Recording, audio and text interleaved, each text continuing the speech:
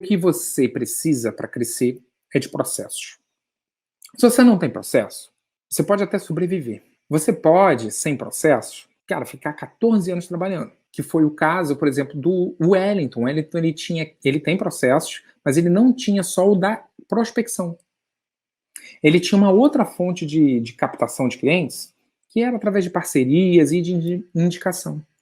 E ele, em 15 anos de empresa, o Wellington Watanabe, ele fechou o primeiro cliente que foi ele que gerou o lead, que veio de internet, que não veio de indicação, nem veio de parceria.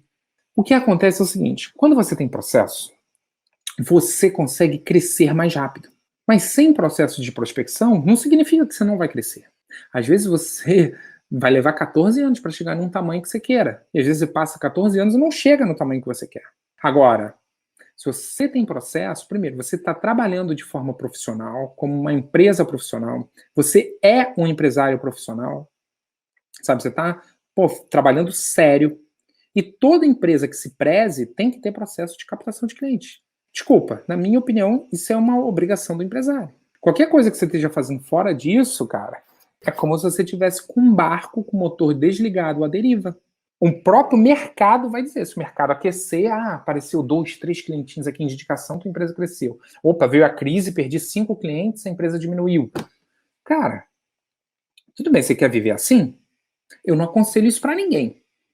O que eu aconselho é que você crie processos. A melhor dica que eu posso te dar, você tem que criar processos. Quais processos? O primeiro processo é o processo de prospecção. Você tem que fazer algo para aparecer clientes interessados em fazer reunião com a tua empresa. Clientes que queiram comprar, clientes compradores. Esses clientes compradores são clientes que têm problemas dos quais você resolve. Quando você está no primeiro passo aqui, que é o processo de prospecção, você acertou, né, um processo de prospecção e está toda hora aparecendo esses clientes, você vai para o segundo passo de um processo comercial, que é o relacionamento, que é você sentar com o cliente, apresentar a tua empresa, apresentar a tua oferta, explicar teu serviço, cara, fazer tua apresentação ali, entender qual é a necessidade do cliente, qualificar esse cliente, levantar o ambiente do cliente, às vezes até fazer uma POC. Quem não sabe o que é POC, isso é uma expressão chamada prova de conceito, que é como se tu faz um trial lá no cliente, faz uma demo, sabe? Bota um sistema rodando lá para ele validar. Então isso tudo no relacionamento. Uma vez que você validou isso e você começou a escrever sua proposta e apresentar a tua proposta, você foi para a etapa de fechamento. Nessa etapa de fechamento é a apresentação da proposta, é onde você vai discutir termos e negociações de fechamento, certo? Condições para você fechar. E condições não é só desconto, não. Tem gente que fala, Ronald, não quero dar desconto. Tá bom, cara. Se você souber gerar valor, você não precisa dar desconto. Mas você está na etapa de fechamento, onde você vai negociar, por exemplo, condição de pagamento, você pode facilitar. Você vira, cliente, então tá bom, vou facilitar isso aqui para você. Você me paga em tantas vezes, vou dividir para você em tantas outras vezes. Você pode dar garantia, pode discutir cronograma, quando começa o projeto, quando você entrega o resultado que ele quer, beleza? E aí, depois que você fecha o contrato, né, e vai discutir cláusulas de contrato também, tá? Depois que você fecha o contrato, você entrou no pós-venda. O pós-venda é o processo responsável por você pegar o teu cliente, entregar aquilo que foi prometido. Depois que você entrega o que está prometido, cara, muitas empresas cometem o erro de não validar com o cliente se ele reconhece que ele recebeu aquilo que foi vendido para ele. Você tem que verificar se o cliente reconhece valor. Cara, quando você fecha um projeto e você entregou o projeto, no final do projeto você vira para o cliente e pergunta: cliente, tudo aquilo que você comprou quando você negociou comigo, quando eu te prometi, você acredita que foi entregue? Tem que perguntar.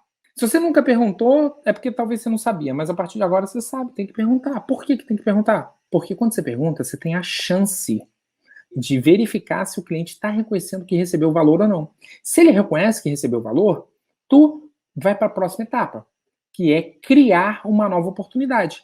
Se ele não reconhece que recebeu, ele fala, olha, não foi bem assim, está faltando isso, isso e isso. Você pergunta para ele, tá bom, o que está faltando? E você trabalha para entregar aquilo que falta, para ele verificar que recebeu o valor. Às vezes o cara recebeu o valor e não percebeu. E é responsabilidade sua, como empresário e como dono da sua empresa, fazer o cliente perceber o valor, não do cliente perceber. Uma vez eu estava numa palestra e aí eu vi um cara, certo? E o cara, ele fazia exercício E fazia uns exercícios muito loucos e tinha lá um exercício que tinha um pouco de técnica de hipnose. E ele virou e falou assim: pessoal, olha só, quem aqui sofre com dor de cabeça? Aí uma galera levantou a mão. Quem aqui tá com dor de cabeça agora? E aí umas pessoas levantaram a mão, ele falou assim: tá bom, vem cá vocês aqui. E aí ele pegou uma pessoa e falou assim: olha, você tá com dor de cabeça agora? O cara falou: tô. Fecha o olho. O cara fechou o olho. E aí ele falou assim: olha, de 0 a 10, quanto tá a sua dor de cabeça? O cara falou: ah, tá 9. E aí ele começou a fazer o exercício lá, começou a explicar e tal, fez uma opção de coisa com o cara. Depois que terminou, ele virou e falou: tá bom, e aí, tua dor de cabeça passou? O cara virou e falou: não, não passou. Mas ele tinha feito, cara, uma porrada de exercício com o cara. E aí ele virou e falou: tá bom, não passou. Mas fecha o olho. O cara fechou o olho. De 0 a 10, quanto é que tá a tua dor de cabeça? E o cara falou: ah, agora tá 6. Ah, então diminuiu? Diminuiu. Foi bom? Pô, foi bom. Beleza. Saiu de 9 para 6.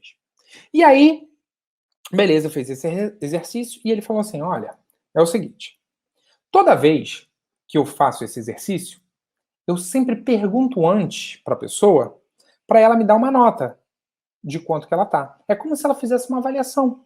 Porque já aconteceu no passado, eu fazer esse mesmo exercício, não pedir a nota, e eu dar uma série de benefícios para a pessoa. A pessoa tem uma série de melhoras. Só que no final, pelo fato de não passar a dor de cabeça, ela não percebe que melhorou. Já aconteceu do cara estar com uma dor de cabeça alta, eu fazer o exercício, e no final eu falar: e aí, passou? A pessoa: não, não passou. E aí a pessoa senta, acabou, e ela fica chateada, porque não passou e acha que não funciona.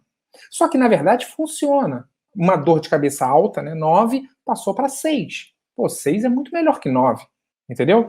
Então, esse valor percebido, né, nesse caso, foi o palestrante que estava mostrando. Ele falou: tem que mostrar. Então, você tem que medir. Com o seu cliente é a mesma coisa.